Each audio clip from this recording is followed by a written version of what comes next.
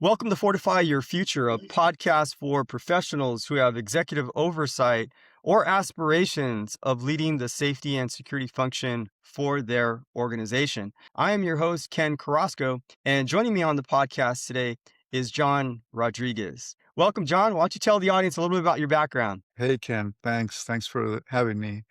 I'm kind of one of the old timers, I guess, in the industry. I started my career in 1982 with General Motors as a proprietary security officer on the midnight shift. So I did all the grunt work, and I was really fortunate. I realized as the years passed by of how structured the General Motors program was over the years. It was quite mature program with established and detailed policies and procedures, and they had their own, this is in the 80s, their own training academy and so forth. So I started there and worked for General Motors, worked my way up from security officer to a site manager, then had the chance to join Levi Strauss and Company at the corporate level, handling half the US and Mexico and Latin America. So I worked in pure corporate security for 43 years and 33 of those years in Latin America, which I loved.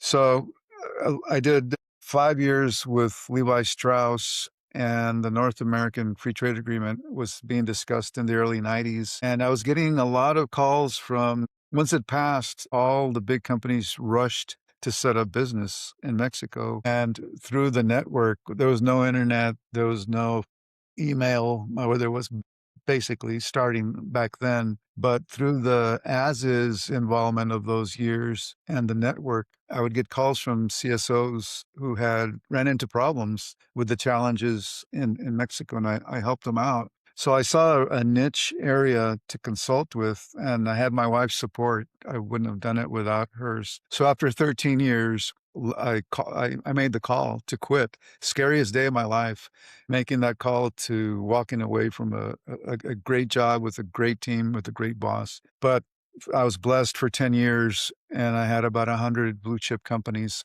So I learned culture, and that's kind of my function now and my specialty and my passion. Business leaders see the security function, the program, and the people behind the programs. So after those 10 years, I decided I needed more to be a better husband and to be a better father, because I was working 7 days a week, and decided to go back to the corporate world with Kimberly-Clark. And I did that as a director for Latin America and stayed there 7 years, and then had the opportunity to be a CSO in Austin with a company called Temple Inland. It was building products around 2011. So I had reached one of my goals to be a CSO, and I thought I was set. And 2 years later, the big gorilla in the industry, International Paper, bought us out. And I decided I'd rather keep our kids steady and stable in the Austin, Texas area.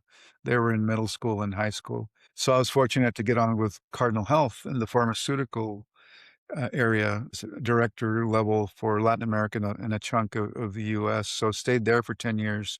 And now I decided to go back to consulting, focusing on security culture development and helping security professionals kind of really look at our profession two ways. I look at it part science, which are all the established services that we deliver, systems, video access intrusion, corporate investigations, travel risk management, supply chain, IPR, intellectual property rights, working with compliance, workplace violence with the behavioral threat assessment.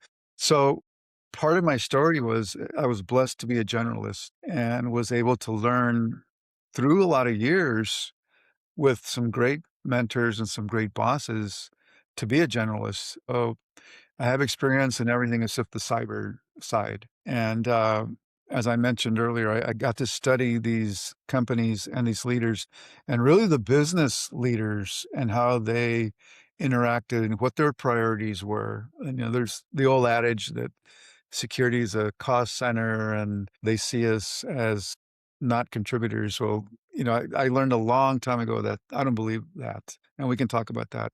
and how to engage with business leaders. So going on with my background real quick to wrap it up, I got a degree in criminal justice at North Texas before General Motors. You had to have a degree to be a security officer with General Motors. Then later at Texas Christian University, I took a master's in humanities. A lot of folks, and we could talk about that also, for folks that are coming up in the profession are deciding what degree to get. And there's a whole range that are applicable, and we can talk about that as well. As is, I got my CPP in 1989. I held that for 19 years and regrettably let it lapse. And that's one thing I advise folks to not let any certification lapse because you worked hard for it and there is value there. My minor was in psychology and sociology, and my passion later was neuroscience. So I've studied all those three things and applied it with understanding how do we get the workforce to help us protect themselves and the site. And we can talk about security awareness training and really after you deliver a training, how each employee decides for themselves if they're going to do what I ask them to do or not. So that in itself is a discussion.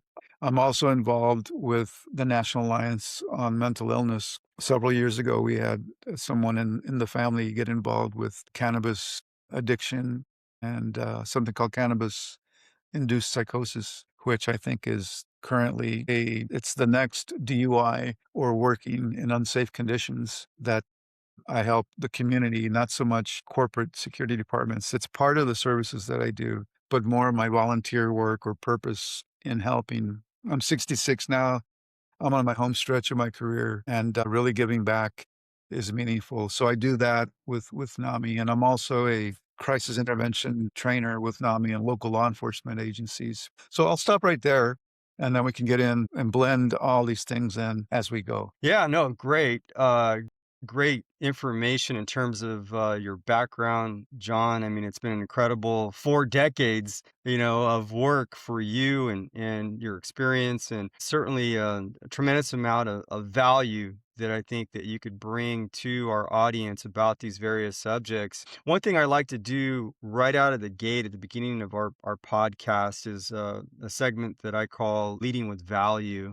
What is something that you can provide to our audience that's actionable for them based upon your experience and the things that you've done and been exposed to? What can you lead our audience with off right out of the gate here? Great, Ken. So I think today we're under a deluge of information through articles, through news, through LinkedIn, through a number of different um, sources. And there's a lot of good information. And one of them is your podcast. I listened to you. I knew of you. We crossed paths at GSX. We both have been speakers at GSX. And I knew of you and I looked at your background and we weren't fortunate to bump into each other. But then I saw you mention something about podcasts and I listened to a couple of yours and I really liked it. And like we spoke before, I'm really attracted to folks that have been practitioners, that have been on the front lines, that have dealt with business leaders and employees and workforces, like I mentioned a few minutes ago. I think those are the differentiators and the ones that can talk about not just the technical or the science part, if you want to get smarter in conducting interviews or AI now or travel risk management, whatever it is, there's good information out there. But the other part, I call it the art of human connection. And that's where the psychology and sociology and neuroscience comes into play. And if a practitioner has that frontline experience, which is why I asked if you'd like to chat, and knowing your experience to have those discussions that we can relate to those difficult moments or challenges with leaders and how we converted them into seeing us as resources and allies. So the point on leading with values and with all this information is the advice is one, we're limited with our time, our minutes every day before we spend it. Besides doing our day job, the security professionals are overworked, overloaded, and that's a good thing if you're balancing it and aware of the stressors on your mental and emotional and physical health. So how do you decide where you can get wisdom? You can get knowledge, technical knowledge, and really wisdom. So my advice is seek that wisdom, whatever it is, whatever area you want to get better in. If you're a specialist and maybe you're a corporate investigator, or you come out of an agency and you're really good at that and you're happy there, that's fine. But if you want to be a generalist, and that's one of the guidances or one of the advice I tell folks that I mentor is the more valuable, the more you can learn about all the different disciplines in our profession, the more valuable you're going to become to site leaders, business leaders at the corporate level, but especially at the site level. And you're going to withstand those reduction in forces or budget cuts or make yourself more valuable for promotions or to look at other opportunities or go into consulting someday if you want to do that. So I think the advice is be careful and how you pick who to listen to and what to look for. And really that goes to biases. We all have biases. Biases are natural. They're shortcuts to navigate our everyday life. Biases are not bad, but some can affect us in a non-positive way. There's familiarity bias. If I come out of a certain department or agency and it's similar to similarity bias, I'm attracted to folks like me and I go to them to look for that knowledge and wisdom versus listening to one of your podcasts or maybe one of the articles that I read or somebody you never heard of before, but you take a few minutes to really look into their background on LinkedIn and say, hey, I see the experience that Ken has. I can relate to that. And I always look at the volunteer work that folks list or not to see them as a whole person. So I think you have limited amount of time. We're flooded with a deluge of information. Be careful who you seek, especially wisdom from.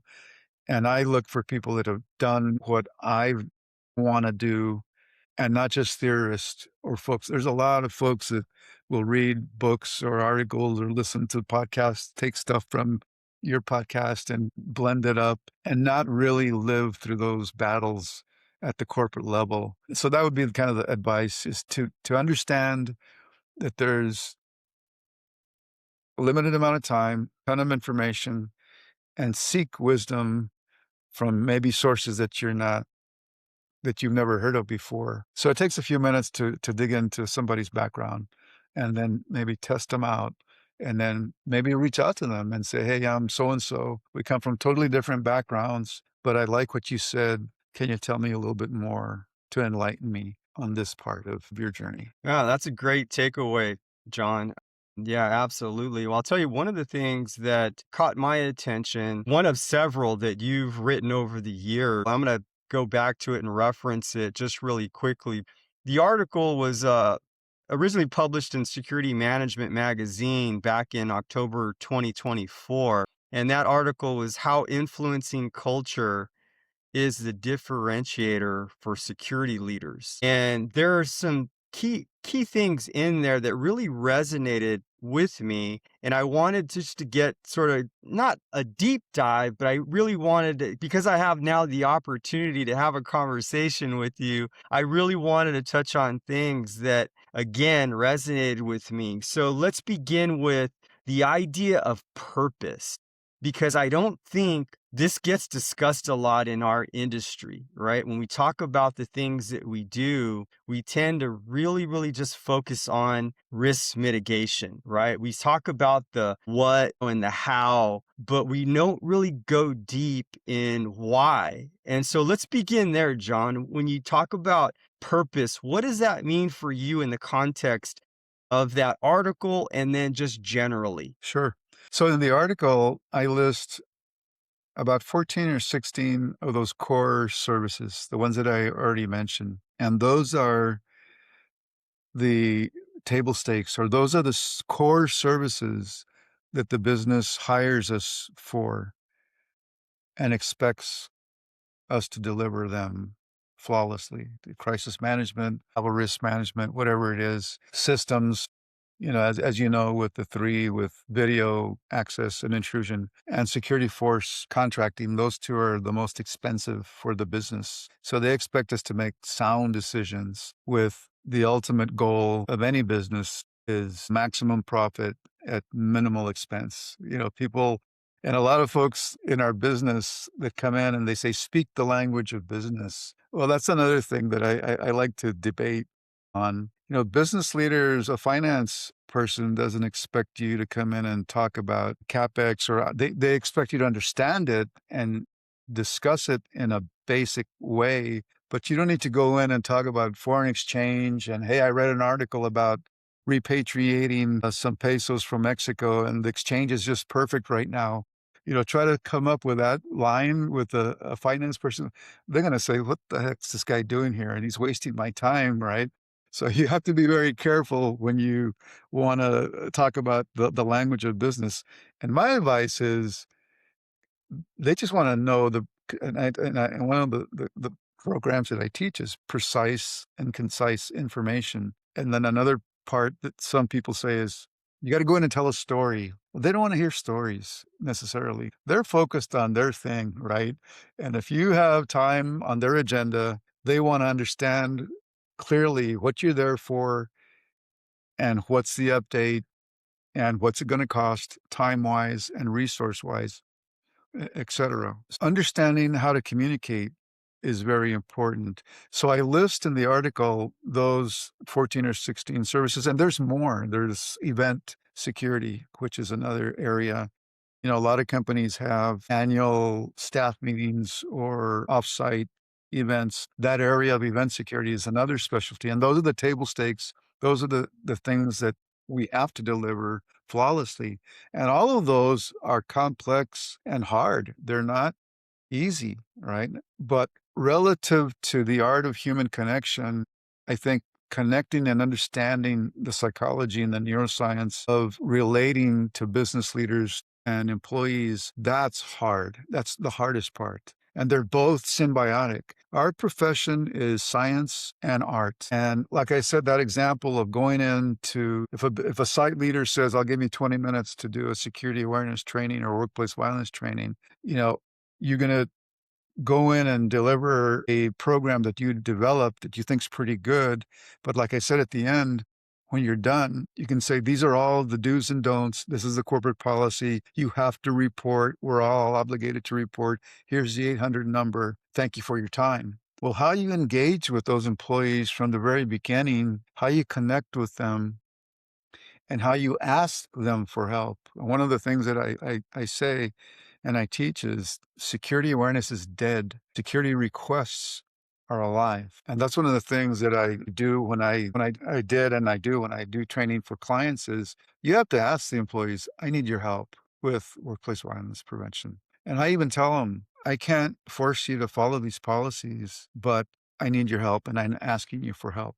That's your best chance of success. So that connection piece is what I think a lot of security professionals struggle with. They call it soft skills and emotional intelligence and empathy and compassion. And that's all true, but they're very deep subjects. It's taken me 40 plus years to understand them and to apply them. So the science part, you can learn it relatively quicker compared to the art of human connection because that never ends because we're different people every day. And to the business leader, the simplistic way, talking about precise and concise communication to a business leader is when they ask or they think, what can Ken in the security department or John in the security department bring to me? I've condensed it to three things. It's employee engagement is the first thing. Every business leader wants every employee to come to work every day to give 100% effort. And we're all on a continuum of effort.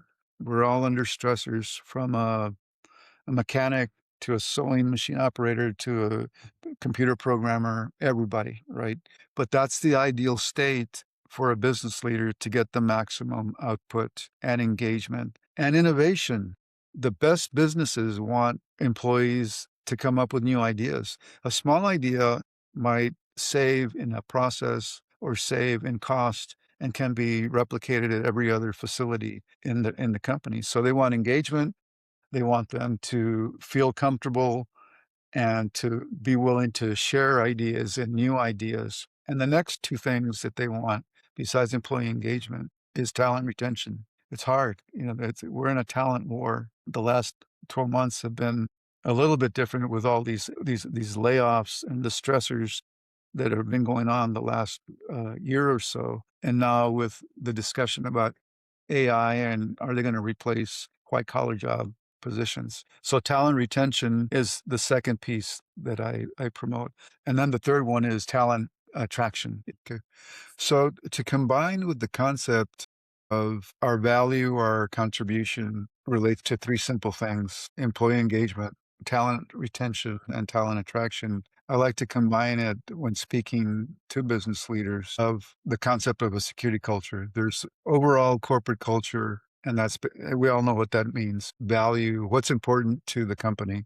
And every company says we want employees to be safe and have a safe environment. And they talk about HNS, our counterparts in safety, and they also talk about workplace violence to some degree. But really, at the site level, if we can speak to those business leaders and define security as part of the overall culture, and I like to call it security culture components, I like to break it down and simplify it into four elements. The first one is employees have to feel safe at the place of work, and that's the basics. The doors work, unauthorized people, homeless people, dangerous people can't come in. This the simplest concept.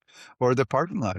I mean, so many people, their cars for a lot of people is their most valuable asset. Folks that don't own a house and rent, they might like to spend money on a car. So their car in the parking lot is just as important as anything else regarding their security. So it's the security of their person from workplace violence, from harassment, from disrespect in the workplace. So the employee first has to feel secure, safe and secure, safe from things, and that's our EH&S brothers and sisters, and secure harm to our person, workplace violence in the worst case, or somebody wanting to sell drugs, or coming to work in an unsafe condition, or just being a jerk, being a bullying. You know, they call them, there's an old term, microaggression. And now the experts that I follow say, get rid of the word micro. I mean, there's just aggression.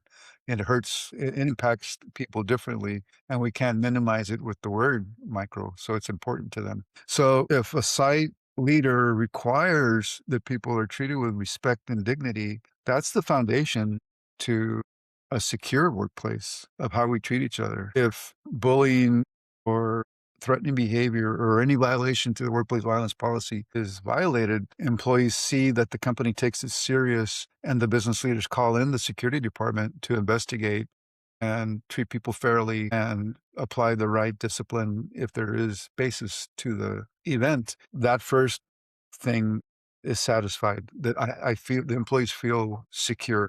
The second requirement in my definition is that they're willing to look out for their coworker. And that's what I talk about when I teach people on employee awareness and employee training. Not everybody's going to like everybody at work. We're not saying that, you know, and the concept that we're a family here at work, that's not accurate in my opinion either. They're easy words to say, but really we want a respectful workplace where people get along, hopefully like to work with their coworkers, but we can't force them to say, you know, we treat each other like family here. That's just not true. But we can require leaders, and coworkers can require that we're treated and spoken to in a respectful workplace. That swearing or yelling or slamming things or breaking things are not acceptable. And now with California's new law, there's a component to that law, and I know we're getting into detail, that just the psychological fear or a person's individual interpretation of feeling scared or feeling threatened comes into play.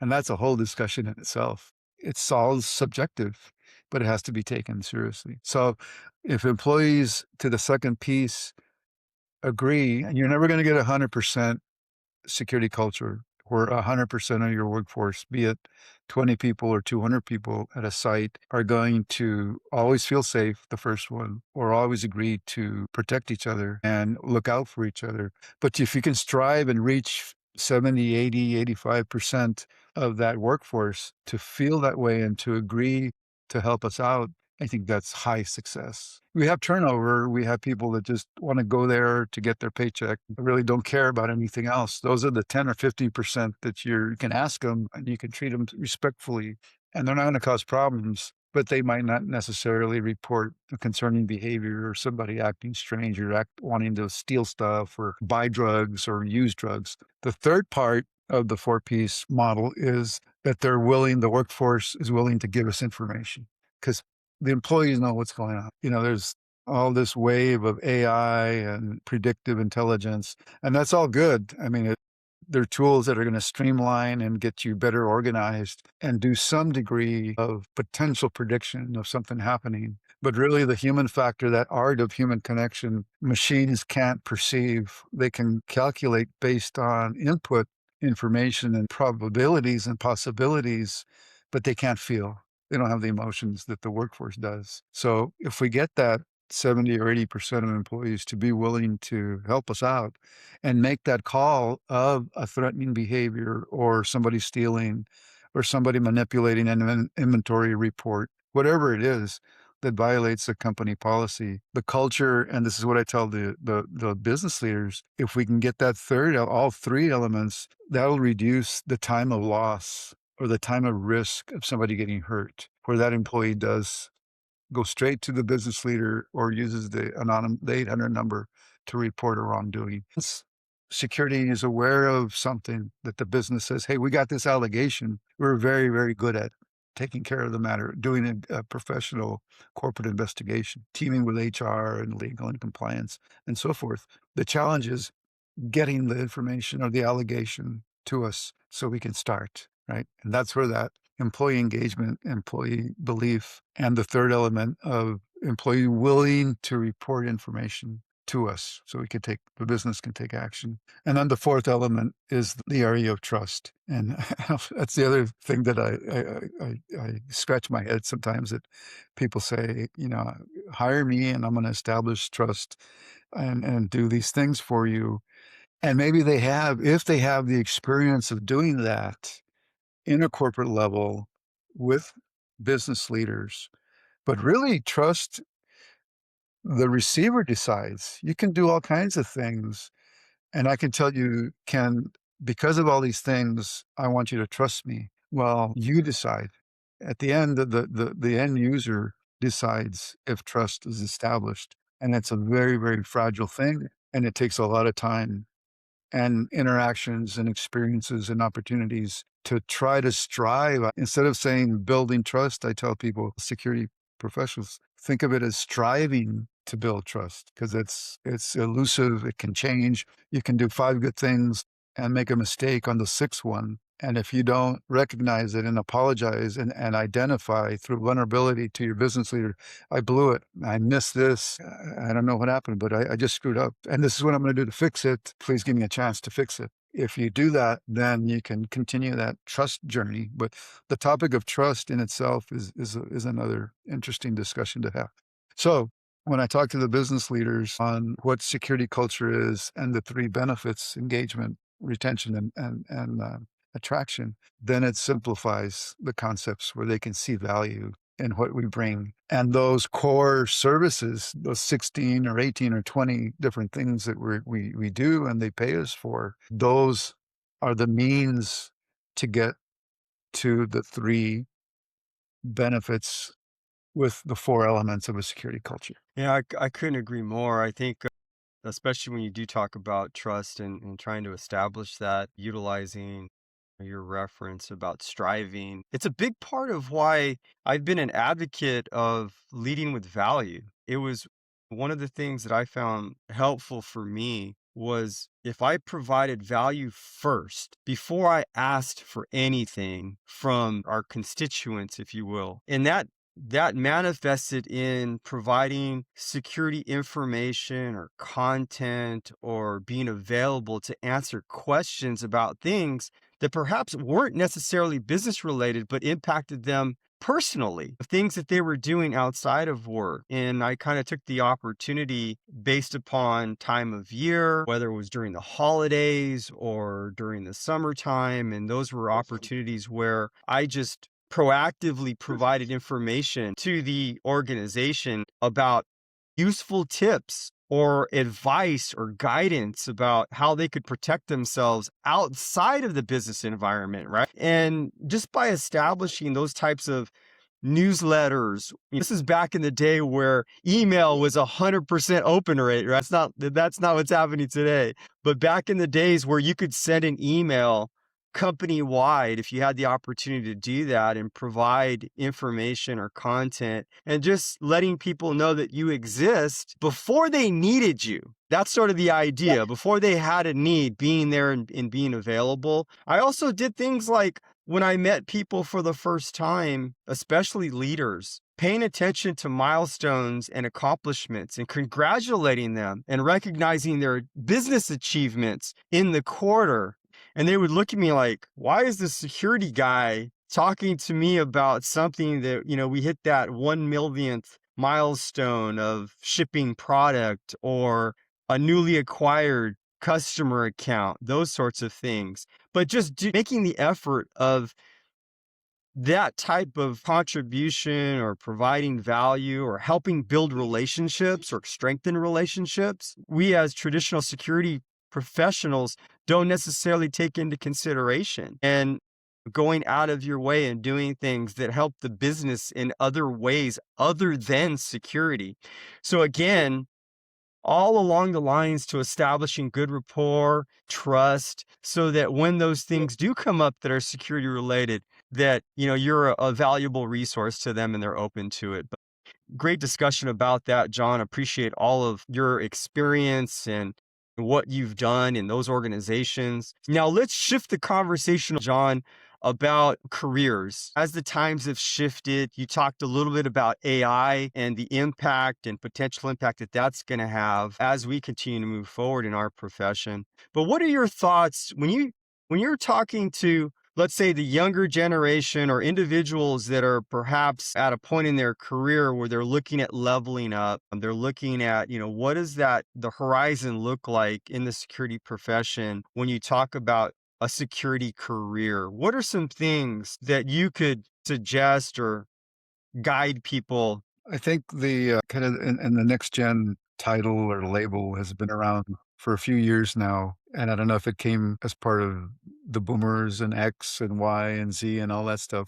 But I look at it as a state of mind. What's your mindset? Like I said, I'm 66 and I'm next gen to everything, to life. I'm curious. I want to learn. What you just said a few minutes ago was on the mark. I love it. And to me, that's speaking the language of business, is keeping them in mind and learning and remembering their successes at a granular level, because it's important as hell to them. And you make them feel good and you make them, the business leaders, know that you're in tune, that you want to learn about the business, that you're not a forecaster in detail, but you understand the concept of forecast and inventory and just in time and all the concepts, and you can recognize an achievement. That's what it's all about, in my opinion. So I think for anybody at any point of their career, goes back to what I said at the beginning, is with the deluge of available information, understand what's really going to make you better. If you're going to go to GSX or read an article, GSX, for example, pick the speakers and the topics that are going to make you better, and maybe fill in some things that you didn't know and listen to some things that you didn't know that'll connect with stuff that you experienced and add to ideation to new concepts, and be able to go back and share it with your team. So your time at GSX or your time every day in reading stuff, for any generation, people that are studying degrees to break in to the profession, there's folks at GSOCs now that are really good analysts, and they may want to take the next step to be a security supervisor or manager. And one of the things might be contract management for a guard force, contract guard force, or a hybrid or proprietary or some kind of model, to start understanding the opportunities and identifying, what excites you, what turns you on, what do you want to learn more about. And I can't stress it enough to learn as many of those 16 or 20 areas as you can, And if your department is sizable, where there is an EP team or an event security team or somebody in the travel department that's not in security, but has the relationship with Amex or BCD Travel, and you can learn that part of the business, ask them, hey, I'm interested. When you have time, can you teach me about what you do? And if you ask the right way, you're more likely to get that person to help you. So growing in the areas that you want to grow in is going to make you more valuable. And then also the advice would be understanding what we've talked about during this chat. The science components, they're extensive, they're complex, they're hard, but also the art of human connection. And that's psychology, sociology, and neuroscience, because they're symbiotic and you need to understand how the business leaders think. And just that example of you recognizing milestones, that goes to psychology and neuroscience. Absolutely. Right. And developing trust in the relationships. So I think it depends where you want to go and what sacrifices are you willing to make. Sometimes we're committed to living in a part of the country or in a city for our family or our elders or whatever reason there is. But if there's another opportunity somewhere else in the country and you do your due diligence and everything lines up, the stability of the company, the industry itself, the security department, the CSO, the expectations, the corporate culture, the competition, are they at risk of being acquired through an M&A and so forth? And if you do your due diligence and the opportunity could be good, there's no perfect one. The sacrifice is to maybe uproot yourself or your family for some period of time to maybe provide a better living for your family. You have to be willing to make those sacrifices. I did that. Absolutely. And that also ties into your financial success and financial health. And that also is sacrificing and understanding your 401k program if you're fortunate to have that, and understanding compound interest. That was my second love of my life after my wife and my kids, is compound interest. Once you understand that and time, that, investing and understanding the stock market, and today was a pretty heavy crash. I'm ready to make some moves tomorrow morning, understanding those things. And there's some terrible things on the internet, but there's some wonderful things on the internet where you can learn about investing. You don't have to get an MBA. You can get as smart as you want in any subject, thanks to the internet. And that example of looking for wisdom and the people that have lived it on the internet, investing or fixing your car or whatever, you have to invest the time and sort out which are the ones that you want to really listen to gain the specific technical piece and the strategy piece based on wisdom of failure that speaker or that guide has lived through. So I think financially, depending if you have one income or two incomes, if you can think about what kind of financial future you want to have and be willing to wait over time. And we're in a, we want to, we want, one of the biases, we want it to be quick, expediency bias. We want things to happen fast. We want to see a result fast versus understanding compound interest, or understanding maybe investing in real estate, the pros and cons. In the past, I knew folks that would buy rental houses to fix them up and to rent. Well, that concept has changed for different reasons in different ways. Or building a brand new house. And that's one of the things that I got involved in with my wife. And there's different things that you need to be successful in that area. So with your base salary, if you're open to making those sacrifices of putting as much as you can away in your 401k, especially for the company match that we're all familiar with. If you if you're not in that good fortune to have that, still learn about investing. And there's a guy on CNBC, Jim Cramer. He's the guru of investing. And the beauty of him is he speaks in simple terms. And he just wrote a book about, I think it's called How to Make Money in Any Market, which is, I went through it and it's fantastic. And I recommend that for folks to understand about the market and investing and start doing it. And knowing that it's going to take a lifetime. I've been investing for 40 years and it takes discipline. I grew up poor, chopping cotton in a field in El Paso, cotton field. So I'm not afraid. I know what it is to be poor, to grow up poor. And I'm not afraid to be poor. I sure as hell don't want to be, and I don't plan to be. but I'm not afraid of it, right? Because I know what happiness is, and that's family and health. And I'll wrap up with the other important things, and I call it your four healths. That's really learning and understanding how our physical health connects to our mental health and our emotional health, and the fourth is our spiritual health.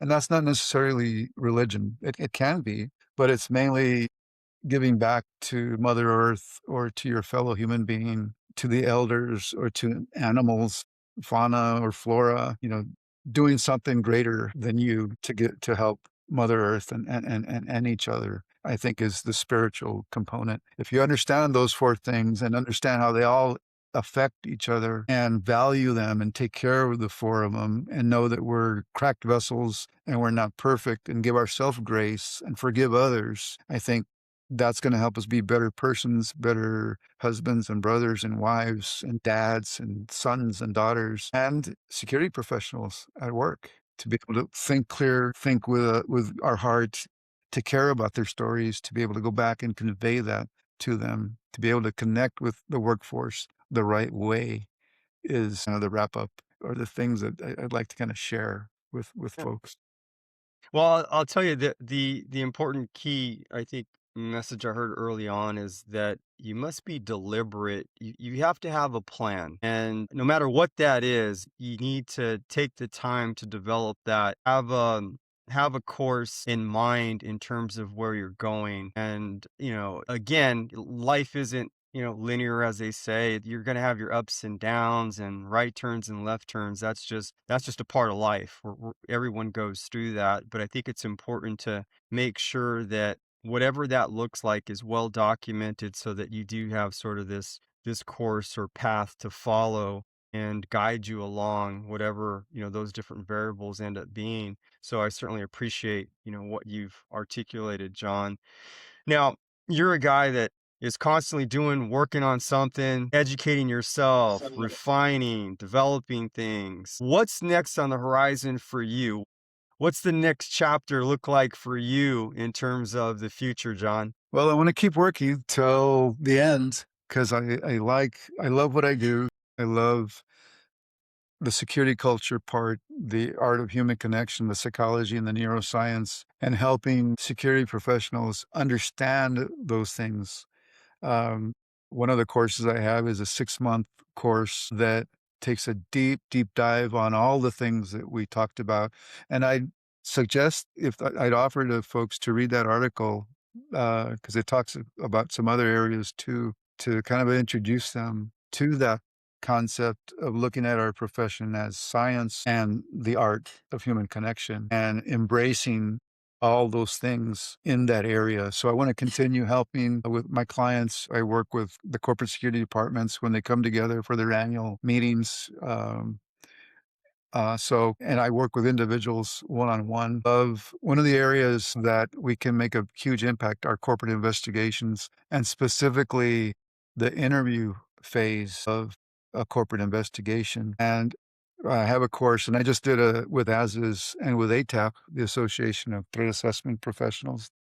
They just launched the Latin America chapter a few months ago, and I teamed up with them. And I'm on the steering committee for the ASIS Human Threat Management community, and also on the steering committee for the investigations community. And in December, I provided a 1-hour webinar overview on a course that I developed called Compassionate Interviewing. And that is understanding the experience that the people go through during an interview, if they're guilty or not, if they're witnesses or victims or the person of interest who may at the end show that they did do the act that violated the policy and so forth.